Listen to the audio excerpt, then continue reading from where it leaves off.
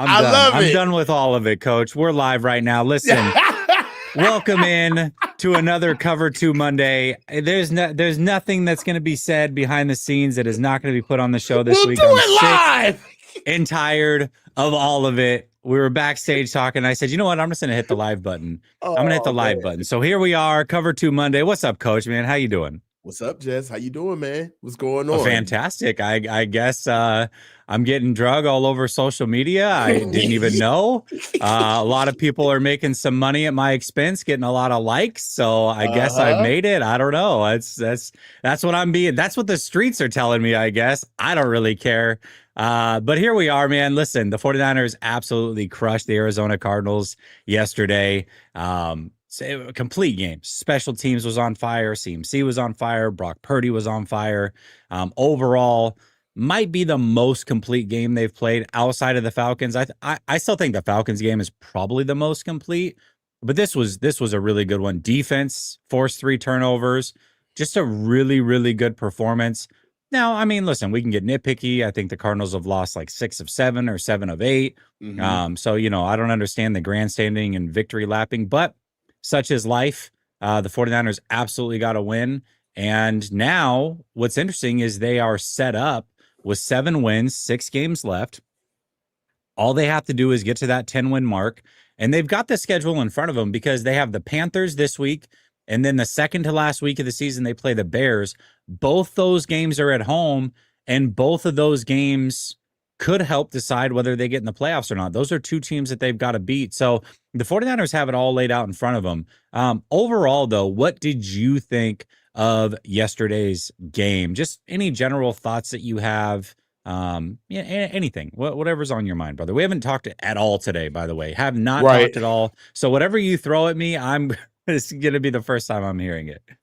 I'm worried about the defense. I understand that we're scraping the bottom of the pot right now, but Tatum Bethune with a high ankle sprain, giving up over 450 yards through the air. We did lose. I mean, we did win, but Jacoby Brissett went off. Okay, that was something that was very frustrating to me. 47 for 57, 452 yards, 2 tutties and 2 picks. I will say it was good to see picks. I think that's definitely something that gives us confidence along the way. I do like the style in which we won this game because that's what it's going to take for us to win those games that you mentioned down the stretch. We won this game because we were offensively led. The offense is the reason why we won this game, and special teams. Sky Moore, I mean, coming out of nowhere, right? Like, it's absolutely ridiculous. With the return and the opening kickoff was phenomenal to see. But what I will say is that we did what we were supposed to do, right? Give me a chance to love on them. We did what we were supposed to do. Brock Purdy came out, was class personified for being out this long.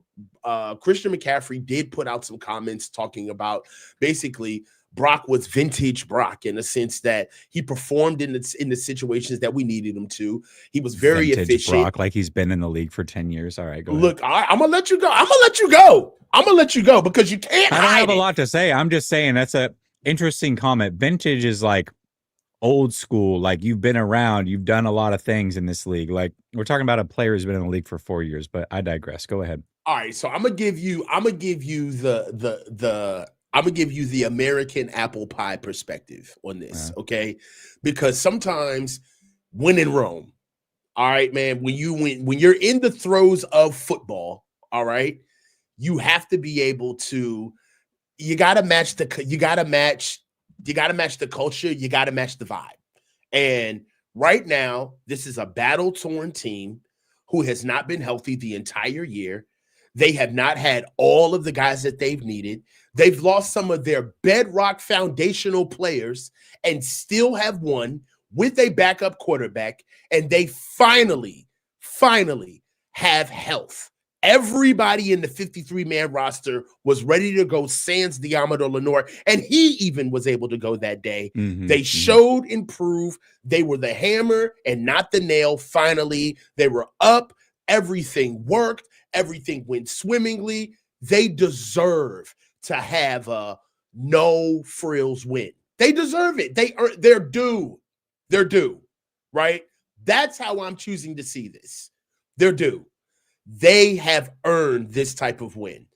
Being as though if you look at everything that they fought through the season to get there. Now, is some of the stuff self-inflicted? We can have that conversation. Are we putting a little bit too much dip on our chip? Is this way too much praise? We can have that conversation. Are people taking a victory lap over beating the Cardinals? We're better than that. That's exactly what I said before we went live, bro. I thought we were better than that. We're not better than that. Dude, let's be where our feet are. It's important for us to have a victory Monday. They deserve it. All right. I felt it was good to call a game where we looked like an efficient ball club. Now, albeit we beat the Sisters of the Poor. Okay. We didn't beat nobody. We beat Bubblefuck State. But it was a win. It was against the NFL team, and it was a divisional win. So it counts. You can't be a Niners fan and be on the opposite side of a divisional win on the road. You can't be. So I'm willing to give it to them for hours. But, dude, we got Carolina. They're a live dog. All right? You keep messing around with Carolina. I'm looking at them right now. What's Carolina's record? What are they, 6-5? Hold on, let me see. Yeah, they're 6-5 right now. They haven't had a bye week? Huh, okay. No, you might be. I mean, you're probably right. Yeah, they're 6-5. I'm on PFF right now. Okay. No. Okay. Yeah. And like you said, the Bears, they're a live body. Indiana, we still got Seattle. So the season is still contextualizing in front of us. We've got a lot more games for us to really have the debate that people really want to have right now, which is Brock Purdy's back. This is what the offense does when Brock Purdy's back. We have so many opportunities to get into that, all right? And it would be foolish to have it now. And those who want to have that conversation now, they're not serious about the conversation. They're just grandstanding. They want to leverage the conversation, and they want to use straw mans and gaslight because right now is their time to shine. Our Lord and Savior, Jesus Christ, Purdy, came through and did his thing today. You got to give it to him. He was efficient. The passes were floating through the air. You know what I'm saying? Like, dude, I think an actual angel took that one and dropped it into Kittle's hands. I mean, it was just beautiful. True angels in the doves flew from the end zone as soon as he caught it. It was amazing, bro. It was everything you wanted. And if you look at it from just a historical context, Brock Purdy shreds the Cardinals. He's like averaging, his QBR is like 120 against the Cardinals. Like, this is what he does with the Cardinals. He did this last time we played them. So, hey, it is what it is, man.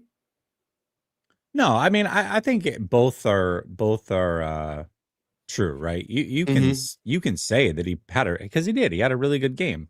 But then also to then on the flip side say, well, see, this is the question that I asked, and this is the question that set people off, because again, people love to attack the person and not the argument.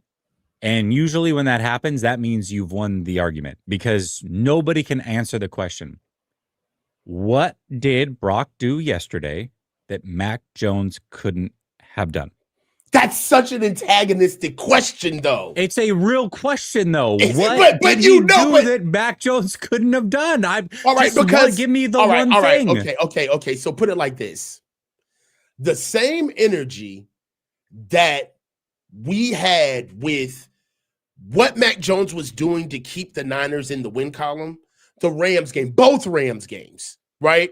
The performances that Mac Jones was putting out, it was fair to say, dog, could Brock Purdy do this when Mac Jones was here? You see what I'm saying? Could Brock Purdy do this? Now, we had our time, okay? But don't you feel like it's a little obnoxious to ask that question when this is Brock's first game back after being injured all this time? And as Christian said, no, this is a real thing. nothing really gets you in shape like football. You got to play football, right? And the fact that Brock came out and played football and performed, he could have laid a fucking egg. And let's be honest, the entire performance, I think I've laid enough faithful foundational currency right now for me to say this as well without anybody wanting to kill me. Brock almost threw 2 picks. Okay? That happened as well. So we can sit back and be happy and pleased with an efficient, strong performance. And Brock showed out and did a good job. But there were holes there. There were. He wasn't infallible. I'll tell you one thing, like as far as mobility is concerned, he's not trying to leave past the line of scrimmage, right? He's not trying, like getting out of the pocket. Which is smart, though. I mean, that's a smart thing to do. Yeah, yeah. But the mobility's not all the way there. So, hey, man, come on, bro. We got so much more time to do this, bro. Let's walk down and get them all. Yeah, I mean, I guess my point is like, and I've told you this, like, people are like, why do you hate Brock Purdy? I'm like, I don't hate Brock Purdy. What I hate is the people that try to make him somebody he's not. And so now I'm the a-hole because I ask questions and poke holes in the argument. And then all of a sudden I'm the jerk. It's like, well, you know, Brock Purdy's X, Y, and Z and EPA here and QBR here, and you didn't watch the game, so I'm going to try to mind fuck you into this stat here, and he's elite. And it's like, well, or, you know, I don't know. I could just watch the games and tell you he's a good player, but he's not elite. And what about this? Or how about this in his game? Or what about... And all of a sudden it's like, well, you hate Brock. It's like, no, I don't hate Brock. I just don't like that you put him on a pedestal that he doesn't belong on. And those people that try to take him and make him something he's not, they're the ones that are the problem. Like, I'm meeting people where they want to be met. If they think that he's this guy, then I'm going to talk about him like he's one of those guys. I'm going to criticize him like I would a Patrick Mahomes or a Josh Allen or a Lamar Jackson or a Joe Burrow, who I've criticized for being injury prone. Lamar Jackson is getting it a little bit from me. I love Lamar Jackson, but I'm like, listen, man, if he gets injured again next year and misses multiple games, they don't make the playoffs, it might be time to have the conversation. That's on his jacket. Yeah. You know what I mean? Like, these are real things. So if you're going to be labeled that dude, then you're going to get criticized like that dude or questioned like that dude. And that's just the way that this works. So he either is or he's not. Now, if you want to have a real conversation and just ask what I think of him, I think he's a good player. I think at his best, he's borderline top 10. I think that's completely fair to say. I definitely think he's better than Mac Jones. I've said that the whole time. I think he's better than Mac. I just think the difference between him and Mac is not significant enough to where it makes him worth all the money, especially when you add in the injury history. So that's the take. That's the real take. Now, yes, am I going to go a little bit far with it and poke the bear a little bit?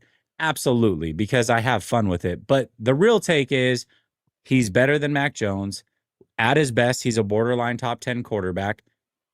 I still wouldn't have paid him. That's the take. That's the real take, and that's what it is. He played really good yesterday, though. Okay. Like, how do you close with how do you say all of that shit and close with he really played good yesterday, though? He did play good yesterday. All right, so but this is the thing, though. Context matters, right? Brock Purdy, for what it's worth, outside of the money, Jesse, he's our franchise quarterback. Just put the money aside. He is our franchise quarterback. Our franchise quarterback, who has been hurt for the majority of the season, just came back and played against a divisional opponent on the road, looked good, and we won. That alone is enough for you to just take the win. Just take the dub. All I'm saying is that, dude, we got, like I said, who do we have? We have Carolina.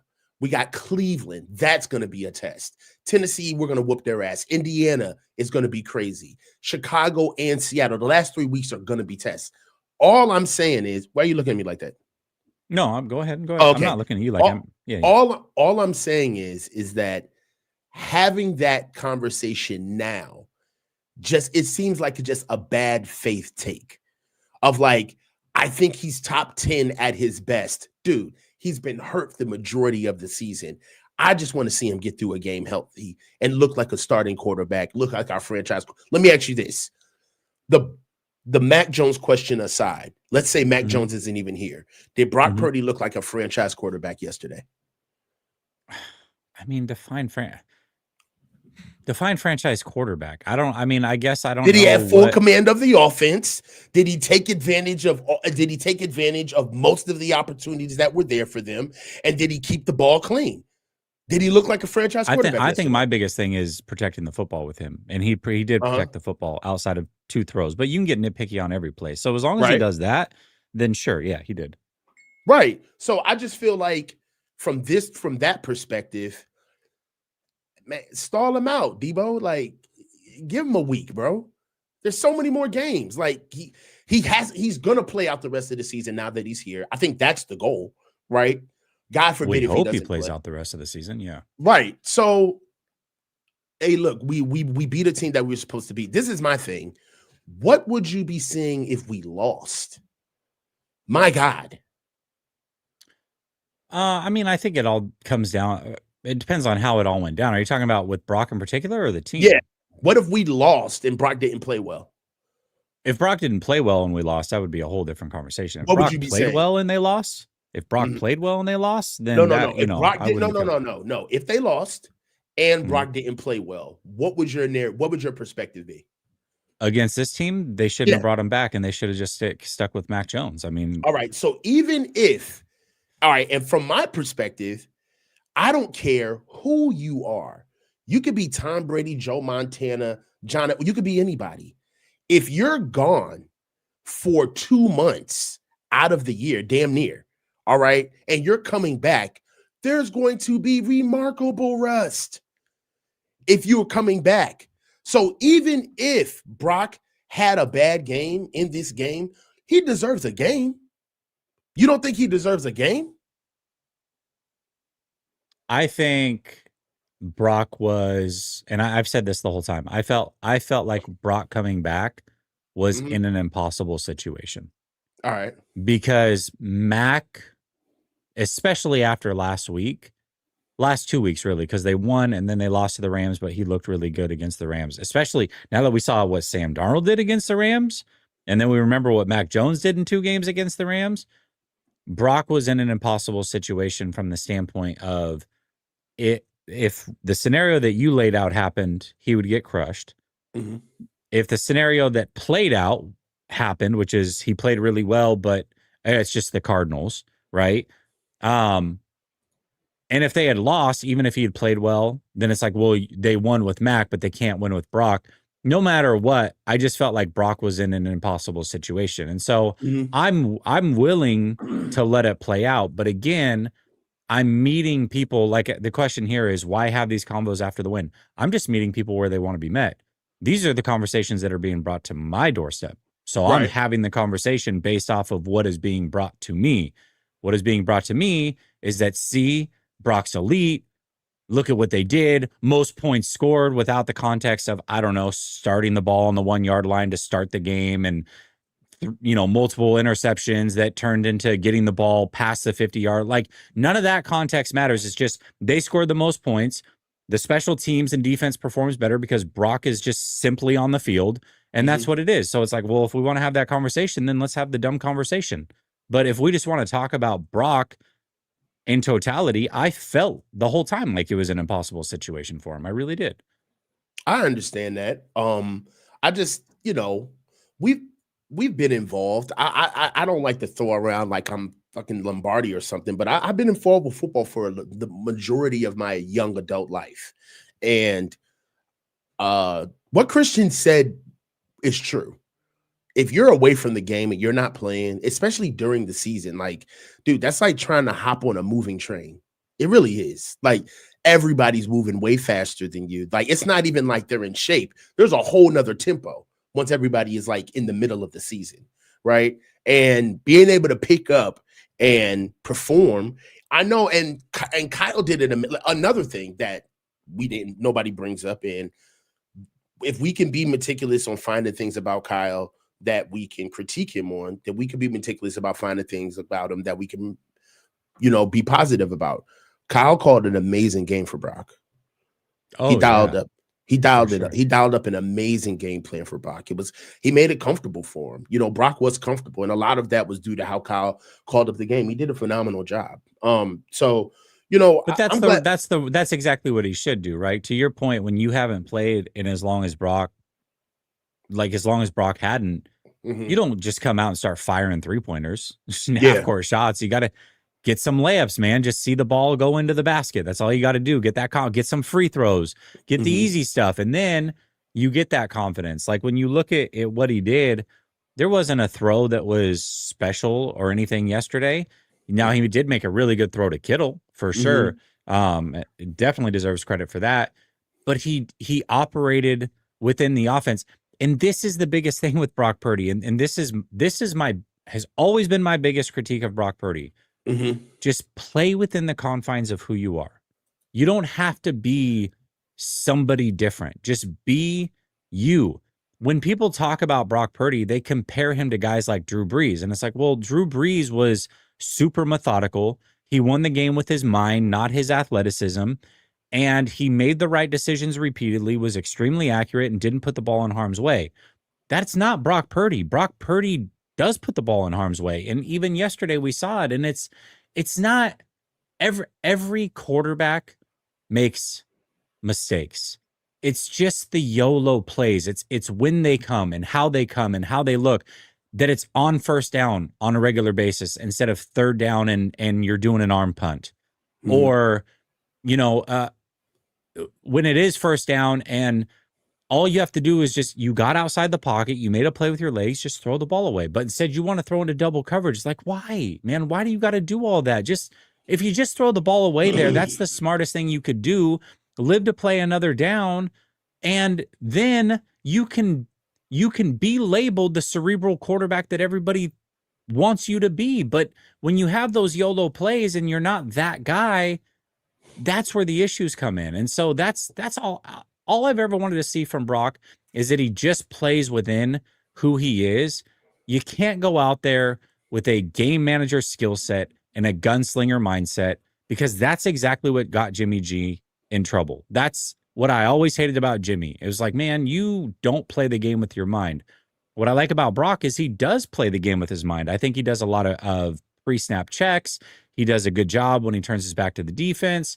I think he makes a lot of smart decisions, but there are every single game, it seems, you got 2 or 3 of those plays where he just says, F it, I'm throwing into double coverage and hope my guy makes a play. It's like, you can't do that, man. That's not how you in particular are going to play winning football.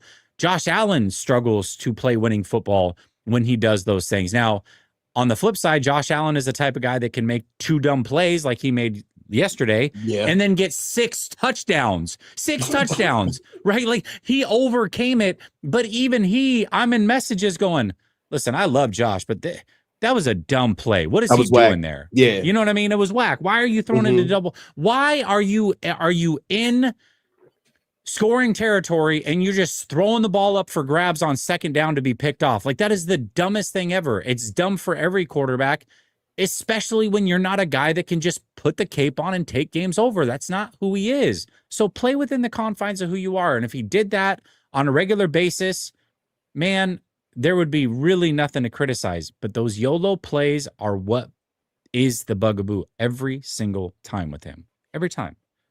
All right. Well, I mean, I can get that. I for one don't. It doesn't really rile me up that much. The biggest thing for me with Brock is just staying healthy.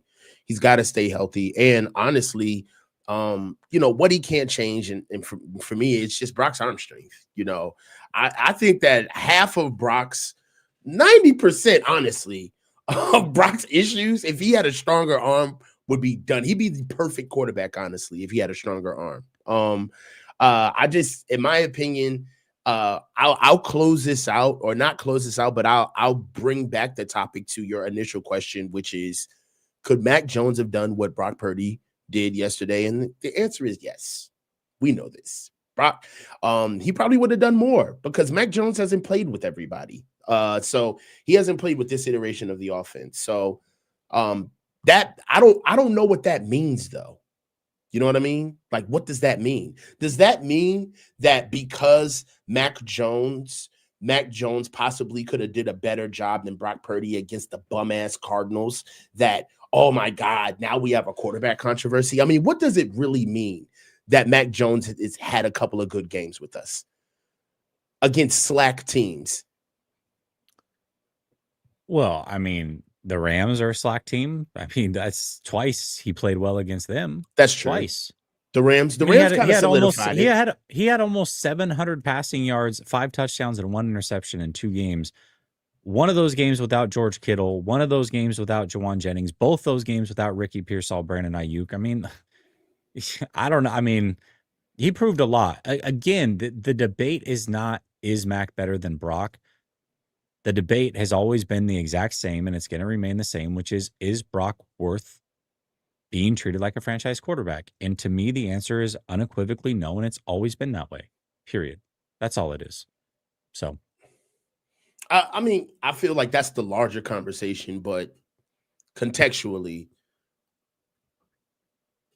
he deserves a game to get his feet wet, if we're being honest.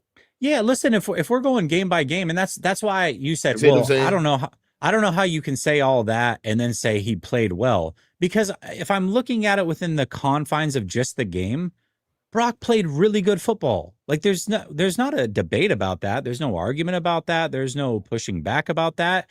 But then if you want to do what people are doing, which is grandstand and be like, see, he is a franchise quarterback. Look at what he did against the Cardinals, who have lost 6 of 7 or 7 of 8 or whatever the hell they got going on. It's like, well, okay, then, because that's what people are doing. They're taking that portion, that one game, and trying to parlay that into he's elite. See, this is what we've been missing. See, he's a franchise quarterback. See, it's like, well, then let's have that conversation, because that's not going to work with me. It's just not. Okay, but I think responding to that narrative is the worst of us.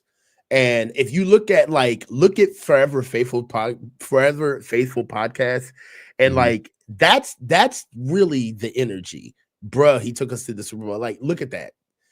Like that's the energy to the Super Bowl. But you're completely missing it. The energy is like, dog, he's our franchise quarterback for a moment. Can we not just get him back and get him acclimated? He took us to the fucking Super Bowl, bro. Like, I feel this comment, bro. I can almost hear him saying it, like, bruh, he took us to, like, why are you talking about this dude like we found him on a doorstep? There's a backup quarterback for the Rams that took us to a Super Bowl too. I'm just saying. I'm just going to throw that out there. I can't. I mean, I don't know. Anyways, jaded, bro. Joseph says if Brock had 40 touchdowns and 0 interceptions and won a Super Bowl, I'd still hate him. Why? You don't have to hate him. This was the other thing that got me. People were like, how can you hate Brock Purdy? It's like, okay, who actually hates Brock Purdy? Like, let's just break it down for a second, right? Brock Purdy was the last pick in the draft. Brock Purdy came in, played really, really good football, got to an NFC championship, got his arm ripped to shreds, came back probably earlier than he should have, played well enough on a stacked team to go to a Super Bowl, played it. The reason they lost the Super Bowl was not Brock Purdy's fault, by the way, not at all Brock Purdy's fault. He played well enough for them to win that game. He did. Right? Did he carry them? No. But did he lose the game? Absolutely not. He did his job. Then he got paid stupid money. Once again, after being the last pick in the draft. Right. He's a good person. As a Christian man, I'm have admiration for his outward faith. How can you hate Brock Purdy? Nobody hates Brock Purdy, but you have to be able to separate the person from the critique of the game. And if you can't critique somebody or pick their game apart or talk about who they are as a player and separate that from liking or disliking the person, then maybe the sports conversations are not for you. I get it, man. Joseph, you don't hate him. I know you're joking. I know he is, but either way. I get it. Go ahead. Sir Cash Money says, Co Jesus, And Jesser, what up? Yesterday's game was brutal. What y'all pick for GOTY? What's GOTY? Something of the Game of the year, year? game What's of the y'all year. pick for game of the year? I got my hopes and dollars on Silk Song Expert. I don't even know what this means. I don't. He always does, dude. I forgot this is what he does. He always speaks in hieroglyphics. I don't get it. Game of the year, game of the year, game of the year. Just across the NFL in general or the 49ers? Game of the year, if we're just talking NFL, was that Broncos Giants game for me. The way the Broncos came back and scored like 38 points in the fourth quarter or whatever, that was nuts. 49ers wise, game of the year would have been probably that Rams game, just because I was there and they won and they had no business winning that game. That was so crazy. I would go with that the one. first Rams game was a game of the year for us, honestly. Dazza says, with all the Brock and Matt comparisons, the stat that Purdy fans seem to forget is one is making 50 million more than the other. Yeah, I mean, it is the money. I mean, and if you just literally want to just take it from that perspective, then that's like, you know what I'm saying? Like, that's day one. You know what I'm saying? Like that. Yeah, you're gonna pull that out. Yeah, for sure, for sure. Okay, so two things then. If we're talking about the Cardinals game. One, what did they prove against the Cardinals? And two, what questions do you still have after the Cardinals game about the 49ers? They proved that they have a lot on the bone. They have a lot left from the standpoint of the offense. I feel like Kyle, we brought it up earlier in the show, but Kyle called a beautiful game for Brock. I think that one thing that we kept saying while Mac Jones was doing a great job filling in for Brock was how great of a synergy there was between Mac Jones and Kyle Shanahan. And I know that we were saying it, it was tongue in cheek of, oh, well, Kyle's really showing the organization what he really wanted all along in Mac Jones. But for what it's worth, Kyle did call an amazing version of the offense for Mac. He got the ball out quick. He really suited Mac's attributes very well, right? So I saw that with Brock, right? And that's something that you got to give Kyle kudos to, that they kind of took the ball off running right away. So that's one thing. Also, the more they use Brian Robinson Jr., I have faith, man. I got faith. All right. They're still finding ways to bring in B-Rob in the run game, which is good for Christian McCaffrey. Also, I love that George Kittle is coming on stronger and stronger every game. Every game he's been back has been better than the last. This game was another great game for George. George went the hell off, and he's got his legs back. Remember in the first game, it just really didn't look right. I think that they called that, what did they call that jet sweep with George like 3 weeks ago? That was awful. Yeah, that I was don't know very what that weird. That was a terrible play call. It's good to see George back in shape, back in form. He's got his legs. That nice streak down the right side of the field, touchdown. That was awesome. He's back in full form. And then also the offensive line seems to like they're getting some cohesiveness. So I feel like, yes, we played against the Cardinals, but they're not just some like completely destitute squad. K. Ellis Campbell was in that game. Dalvin Tomlinson was in that game. Stills was in that game. Josh Sweat. So this offensive line went against a full slate of a front seven, okay? So it's not like, I understand guys were out. Budda Baker was still in this game, right? So they went against some guys that actually give them problems from time to time, especially K. Ellis Campbell against the Niners offensive line. So yeah, we beat a weak team, but we made them look weak. And that's what's more important. I'm choosing to lean on that side.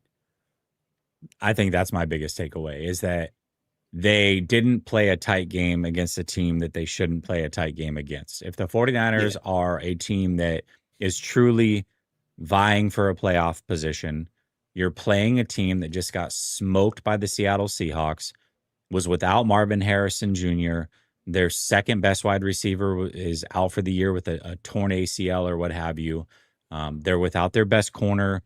Yes, I know the 49ers are injured. Don't get me wrong. I understand that the 49ers are injured. I'm not feeling sorry for the Cardinals, but this is a team that is in shambles, has lost 6 of 7 or 7 of 8, whatever the stat is. That shit sucks, bro.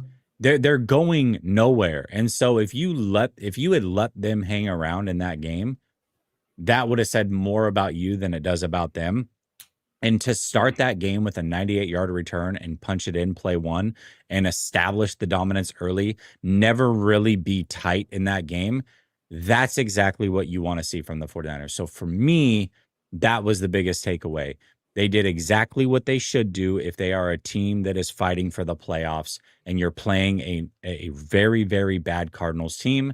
I don't care if it's a division game or not. I know division games can get squirrely. I understand all of that. But the 49ers came out, dominated that game from pillar to post, and that's exactly what they should do. That was my biggest takeaway from that game for sure. I agree with you. Yeah, I love it. I mean, we did what we were supposed to. And that's like I brought it up earlier. Like, that's why for all of the nail biters that we've had this year, like all of the close games that we've had, the games where we've completely been shut out, and been shown kind of like who we are as far as like, what's wrong? I'm sorry. I said that Sir Cash Money talks in hieroglyphics, and then he literally posts hieroglyphics. I can't with this guy, dude. He's just too much. Well played. Very, very well played. I'm sorry. Go ahead. I lost my train of thought. I don't All right. Why don't you talk about question marks you still have for this team? Because I know that I get it. It's not apropos to come out and talk about, what do we still have question marks? Let's just enjoy the game, coach. But there are some things that are still like, okay, maybe you should improve here, or you might want to just pay attention to this still. It's still a little bit of an issue. Like when you look at this team, like what do you see that still raises an eyebrow for you? It's bittersweet because I would love to talk about special teams and the guys that Sky Moore was amazing in the beginning. Phenomenal. But hey, dude, don't look now, but Pinheiro is hurt and we missed 4 extra points. That's a big deal. I know we blew these guys out, but we got to the point where if anybody's noticing, like everybody's like, why is Kyle going for 2? Because we can't kick a field goal. He didn't feel comfortable with us kicking a field goal with that. Well, and Pinheiro was hurt too. At that point, it hurt his hamstring. Yeah, it was just wasn't good overall. Yeah. So that's a big deal. And then also, just listen, man. I know we're not going to face world beaters, but we did give up over 450. We did give up over 450 yards in the air. That's like, I know it took Jacoby Brissett 57 attempts to do it, but hey, Michael Wilson, he was doing whatever he wanted. Like, am I tripping? But he had like a day. I want to know his numbers. Yeah, receiving. Michael Wilson he had 15 receptions for 185 yards. Trey McBride had 10 receptions for 115 yards. I mean, dude, these are Madden numbers. So we really can't stop anybody. And then don't look now, but Tatum Bethune, he's down with a high ankle sprain, and that takes at least 4 to 6 weeks. So I don't know who we're going to bring in his stead. And then Robinson, he went down multiple times. He came back, thank God. But look, right now, the defense is just, we're a sum of all parts. And we just got to find some force contributors to be able to help us out. But those were my biggest things. We can't make any extra points, and it really seems like we can't stop anybody through the air, at least. Thank you for bringing up this point. Josh DeBell, if you're not following him on X, you definitely need to. Per PFF, Jacoby Brissett was under pressure on 10 of 57 dropbacks. 17.5%. Brissett had been under pressure 47.8% of his dropbacks this season going into the game. So 47.8 of his dropbacks, he's normally under pressure. The 49ers were only able to pressure him 17.5% of the time. This pass rush is still almost non-existent. That is a scary, scary proposition, because we saw what happened last week. When you play an elite quarterback, you get absolutely shredded. And Jacoby Brissett, listen, I get it. Kyler Murray, he's going to start over Kyler or what. Jacoby Brissett is a journeyman quarterback in this league. And the fact that he was able to drop back 57 times and put up those kind of numbers, the 49ers are going to struggle when they play any competent quarterback that just has time to sit back and pick them apart. And the 49ers don't have any reinforcements coming back that are going to all of a sudden help them pressure the quarterback at a higher clip. This is a team in the Arizona Cardinals that struggles to protect their quarterback. And even then, the 49ers could not get near Jacoby Brissett on a semi-regular basis. That is very, very concerning. Well, there's a silver lining to that cloud, my friend, which is we've got 7 games left. What is that, 6 or 7? 6. We've got 6 games left in the season, and I got news for you. We're all out of competent quarterbacks. We don't see any for the rest of the season. We got Bryce Young. Sam Darnold. Hold on. I'm joking. Hold on. Yeah, exactly. You know what the hell, Sam Darnold shit the bed yesterday. So look, we've got Bryce Young. Come on, stop it. Cleveland. Hold on. Bryce Young let me finish. Let me cook. Just real quick. Bryce Young threw for 448 yards and 3 touchdowns yesterday. I'm just throwing that out there. But he's still whatever, dog. You don't, hey man, you gotta show consistency. Fuck out of here. So we got Bryce Young. You got whatever the hell they're doing at Cleveland. It could be Shedeur Sanders. It could be Daniel. It could be anybody. All right? Might be you. It might be. I could play against them, and I'll shave for us. So Cleveland. That's the thing where Cleveland's defense is always, their class personified, but their offense, whatever. We're just sticking with quarterbacks. Then we got to buy. Cam Ward is struggling with Tennessee. Okay? Yes. That's a fact. I love him to death, but Cam Ward's struggling. Indiana, Daniel Jones, man. That doesn't matter because Jonathan Taylor is going to go for 400 yards against us. Yeah, right. They're going, that's going to be But we're just sticking to the quarterback situation. It's still I love Daniel Jones, right? But Daniel Jones is nobody to be worried about coming in. This is a Daniel Jones game. He's very athletic, though. You got to watch out for Daniel Jones. He'll get out on your sneaky ass. athletic. Yes. And then that's a white trope. You got, Caleb. Sorry. Just wanted to throw that out there. Go ahead. He's a scoot. He scoots. So he's a first guy in, last guy out type. You know what I mean? Well, there he is, man. He's good. He's great with fundamentals. He's good. Funny. He's a team leader, right? Raised the whole team GPA as soon as he came on. So look, hey, then you got Chicago. You got Caleb. Come on, Caleb Williams. That's all over the place. Even though Chicago is a tough team, we're just keeping it to the quarterback perspective. Caleb is, if you don't like what Brock Purdy does as far as being erratic and throwing YOLO balls, come on, man. Caleb Williams is a nightmare. And from that perspective. Mm-hmm. And then we got Sammy D with Seattle. So as far as quarterbacks are concerned, we don't really see anybody that could we're not going to see another Matt Stafford. That would worry me. I'm just saying, what is the ceiling of this team? I guess I'm looking more towards the playoffs. You're going to play the Bucks.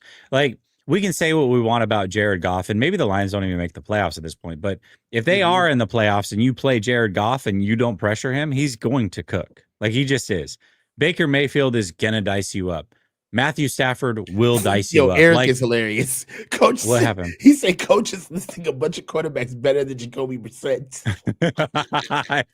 Actually, that's fact. True. He's right. He's right. He's right about that. He's absolutely right about that.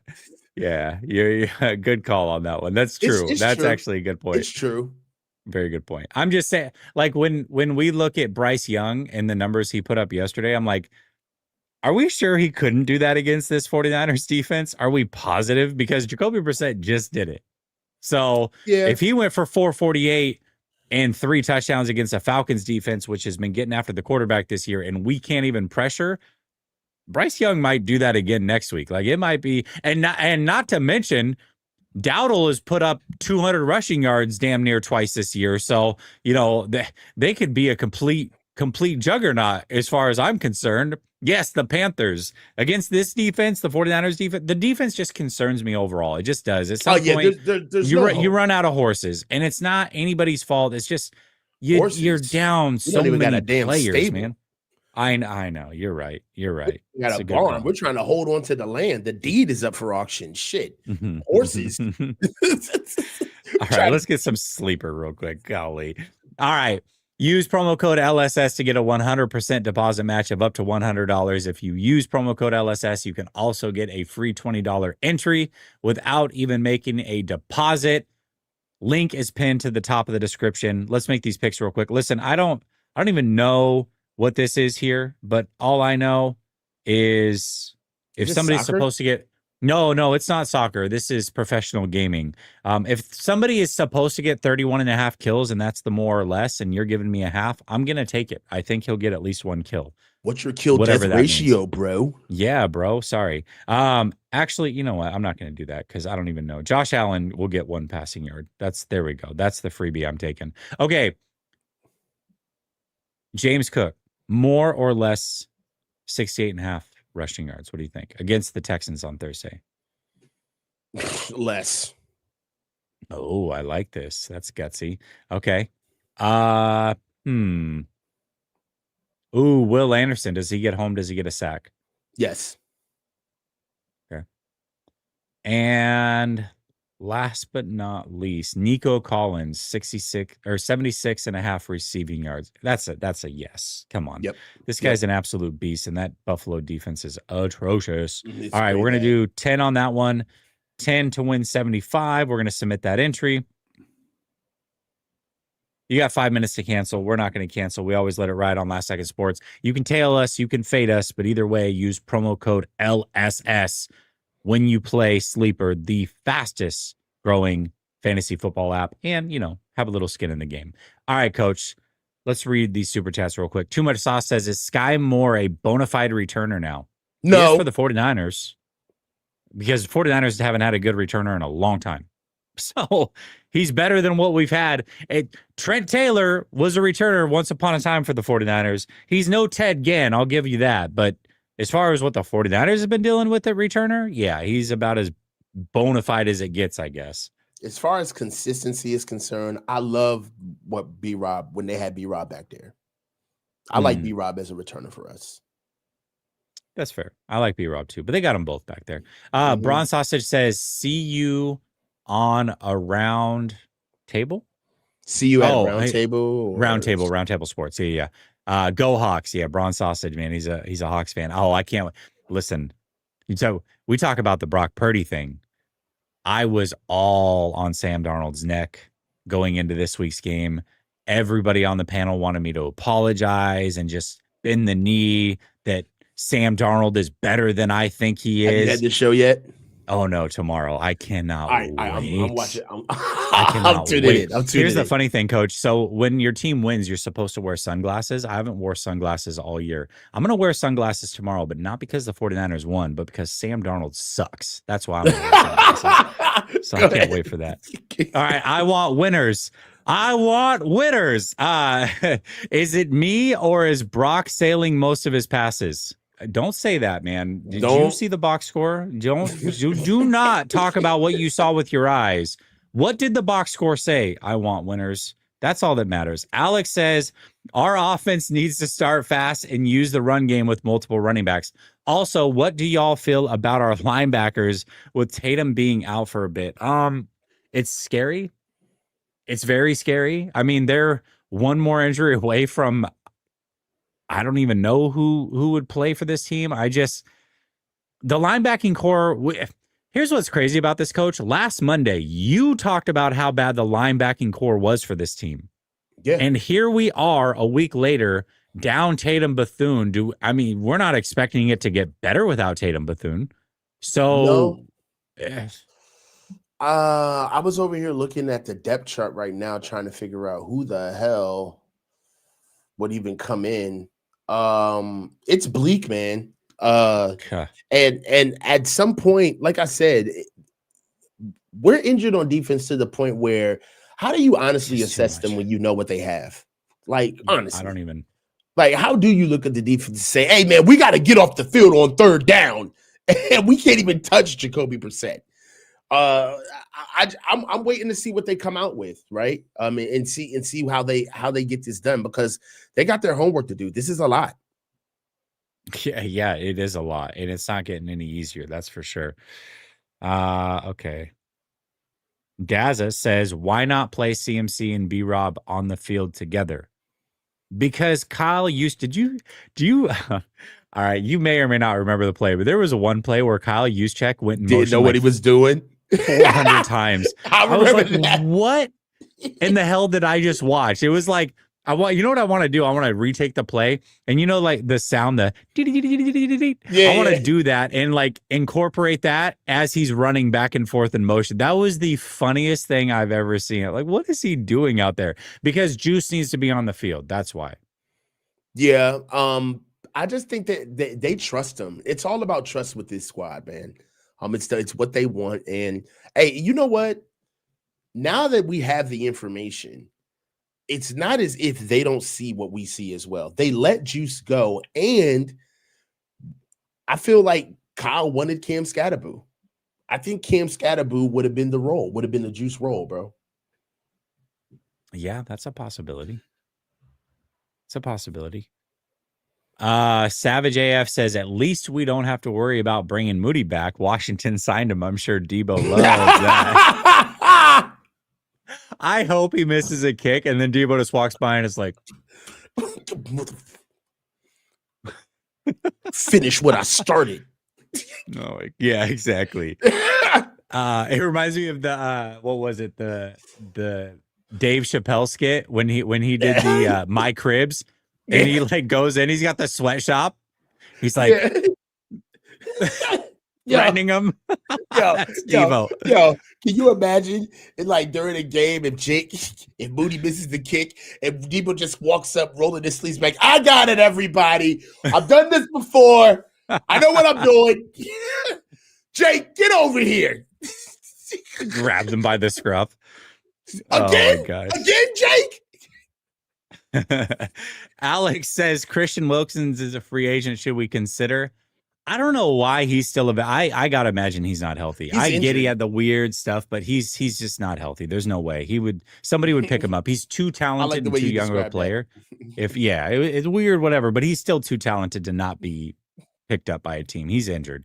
TVU says, is arm length or height more important in the trenches? I would go arm length. Yeah. Arm length.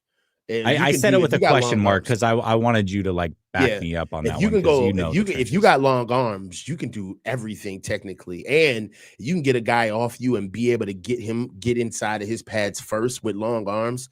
That's like 90% of the battle. Don't got shit to do with height. Yeah, Warren Sapp wasn't tall. Randall wasn't tall. Aaron Donald wasn't tall. Height don't matter, man. Yeah, it really doesn't. Alex says, do y'all think any free agent signings are in the future? Well, I mean, they keep getting injured. They're going to have to sign somebody, right? You got to keep a 53-man roster. So bring people in from the practice squad. I don't know. Not anybody in particular that I can think of, but I also haven't gone like dumpster diving on the free agent market as of late. Yeah, so, I haven't gone there I don't yet. know. I've got to imagine somebody is there. All right. One last thing before we get out of here. I want to talk about Brandon Ayuk. He was a hot topic last night in the chat when it came to the post-game show. Yet another week and they're not going to open up his practice window. So I'm going to pose the same question to you that I posed to David last night, especially now with the context of knowing that the practice window is not being opened up. Does Brandon Ayuk play a snap this year, in your opinion? Like if this was the more or less on sleeper and we put the snaps at a half a snap, are you taking the more or are you taking the less? Well, obviously I'm taking the less, but I'm not encouraged, but there's way too much football for me to say no. I don't feel good about it right now, but there's way too much football to feel like he's not playing. We got 6 games left. That's a lot of football.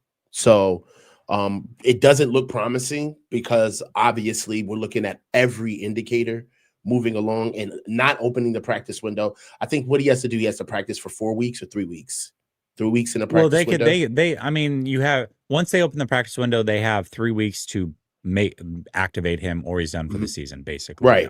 Yeah. So it's a 3-week clock. So obviously, if you would open up a practice window, he wouldn't be playing immediately. So we're kind of looking at it like, hey, Brandon Ayuk could get activated after the bye, right? And if he gets his practice window open probably by next week, he could be ready for the bye.